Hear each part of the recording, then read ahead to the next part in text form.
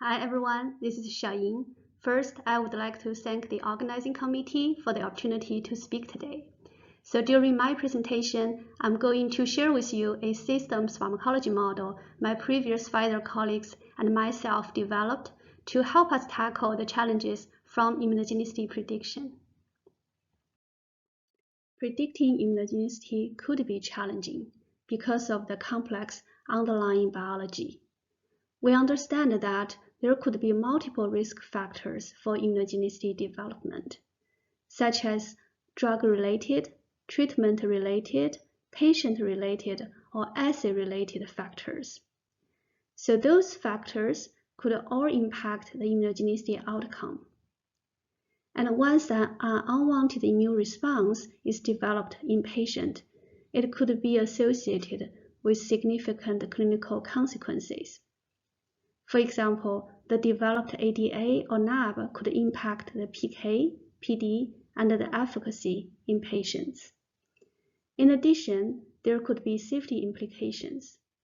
For example, adverse immunological reactions could be developed in the patients against the therapeutic protein. In addition, in cases where there's endogenous counterpart with the therapeutic protein, cross-reactivity could be developed against the endogenous compound. Because of those potential implications, we want to develop a predictive tool to help us simulate the potential clinical consequences for the therapeutic drug of interest. In an ideal situation, we would like to have a tool that has those following features. First of all, we would like to have the tool to be integrative so that it can integrate those information about the various immunogenicity risk factors. We also would like the tool to be quantitative so that this tool can make quantitative simulations about the magnitude of the immune response and the magnitude of the impact. Lastly, we also would like to have the tool that can simulate clinically relevant endpoints so that it can inform important drug development decisions. I'd like to give an overview of the potential impact of immunogenicity using bococizumab as an example. It is an anti-PCSK9 monoclonal antibody for reducing LDL cholesterol. The figure shows the cumulative increase in ADA incidence during this 12 months phase 3 trial and the impact of ADA on the pharmacodynamic marker LDL cholesterol.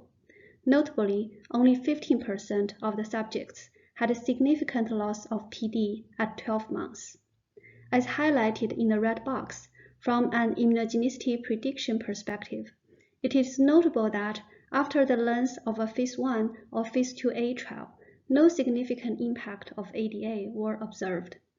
This illustrates the challenge for us to predict long-term impact of immunogenicity based on early clinical results. Our approach is to develop a systems model of immunogenicity in a bottom-up fashion. The model recapitulates biological mechanisms involved in immunogenicity from gene protein level to individual patient and ultimately to a patient population. The model integrates risk factors, including drug and system-related factors. Drug-related risk factors can be obtained from in silico or in vitro experiments. System-related factors, such as genetic background, co-medications could be included into model inputs as well. The model is set up to provide simulations that informs clinical consequences, such as ADA incidence, change of PK, PD, as well as loss of efficacy. There are multiple immune system components involved in immunogenicity development. Immune cells, such as dendritic cells, T cells, and B cells, are critical players. The dendritic cells uptake, process, and present the peptides derived from therapeutic proteins to the antigen-specific T cells. Once the T cell gets activated, they subsequently activate antigen-specific B cells, triggering the differentiation of B cells into memory B cells as well as plasma cells. The plasma cells are responsible for secreting ADA. Other components of the immune system, such as Tregs and cytokines, are also contributing to the immune response development. The systems model was built using a bottom-up approach by recapitulating the underlying biology. Critical immune cells, such as dendritic cells, T cells, and B cells are included in the model. The model captures the activation, proliferation, and the differentiation of the immune cells. Due to the importance of the antigen presentation process, a subcellular antigen presentation model was also included to capture the uptake, process, and presentation of the therapeutic protein within the dendritic cells. Once the ADAs are secreted from the plasma cells, the model also captures the binding between the ADA and the therapeutic protein so that the ADA development can alter the clearance rate of the therapeutic protein. The model was built for two species, mouse and human. The mouse version of the model was utilized for model calibration, taking advantage of the rich experimental data. The mouse version of the model was calibrated using in vivo mouse experiment with a model antigen called ovalbumin. As shown in the figures, the model simulated profiles for CD4 positive T cells and plasma cells were reasonably consistent with the experimental measurements. Here are the model simulations for immune response in a mouse vaccine study. With repeated antigen challenge, the model simulates the boosted immune response against the antigen. In addition, the model can simulate antibody affinity maturation process consistent with the knowledge for ADA development during immune response. After model calibration in mouse, the human version of the model was developed. This is a mechanistic model that allows for integrating information about various risk factors. Drug-specific factors, such as the number and binding affinity of T or B cell epitopes on the therapeutic proteins, could be obtained from in silico or in vitro experiments.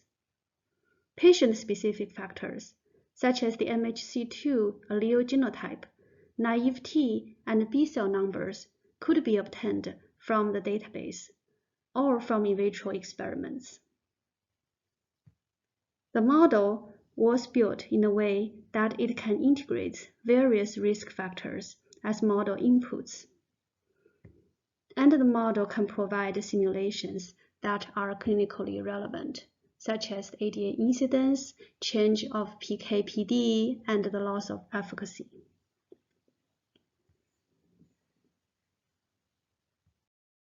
Here are the model simulations for immune response in an ADA-positive patient who received repeated dosing of a monoclonal antibody for a treatment period of 1.5 years.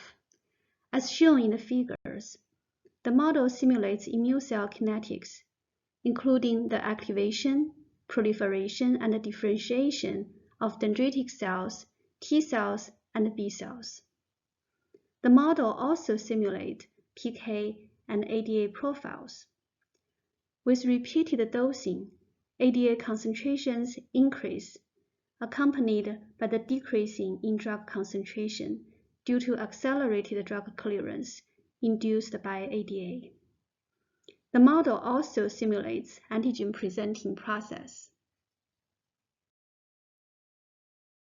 Besides simulating individual patient, the model can incorporate intersubject variabilities, such as variabilities in their MHC genetic background, drug clearance rate, and so on, to simulate immune response in a heterogeneous population.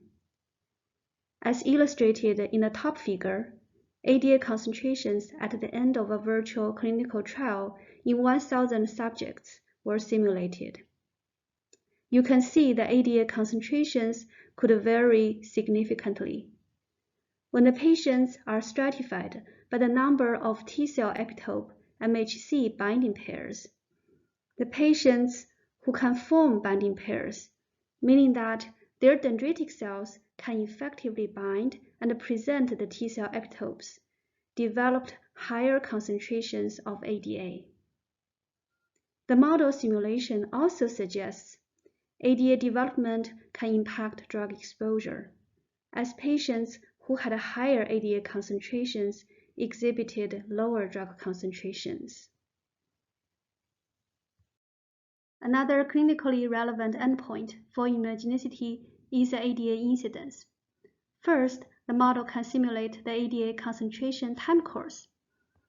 By incorporating ADA assay-specific information, including sensitivity and drug tolerance, the model is able to predict the ADA status of the ADA samples based on the specific assay. By summarizing the ADA status for all patient samples, the model is able to predict the immunogenicity incidence in a population. Once the mechanistic model is established, it can be applied to inform various drug development questions. One example is the application to biosimilar drug development, where PK equivalence could be affected by the potential variability in immunogenicity. In order to demonstrate PK equivalence, it is preferable to have comparable immunogenicity incidence in both the biosimilar as well as the originator arms. However, the intrinsic variability in patients' MHC genetic background could cause differences in their immune responses against the same therapeutic protein. To help inform the optimal sample size for a phase 1 trial for biosimilar, we simulated 3 different sample sizes, n equals to 50, 100, and 200. And for each trial size, we simulated 100 random clinical trials.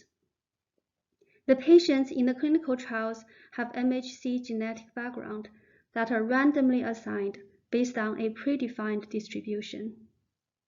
As shown here, as the sample size of the trial increases, it can help decrease the potential variability in patients' MHC genetic background. And as a result, the increase in the sample size helps decrease the variability in ADA incidence, as illustrated by the smaller range for the ADA positive incidence as the trial size increase. So this information was provided to the project team to help inform the trial design. In summary, a mechanistic multi-scale systems model was developed as a tool to help inform immunogenicity risk. The model is set up in a way that it can integrate various information from preclinical and clinical settings and from various experimental platforms. We hope this model can serve as a helpful tool to work with the latest immunogenicity prediction tool suites, integrate their information, and provide quantitative simulations. The model continues to be developed, as you will be hearing from Laura and Andre in their presentations shortly. We hope with the continued collaborations between scientists, this QSP approach could provide value and enable more efficient decisions for drug development of biologics regarding immunogenicity. This wraps up my presentation. I would like to thank my previous Pfizer colleagues for their support. Particularly, I'd like to thank Paulo and the team for their guidance during the model development. Thanks for your attention.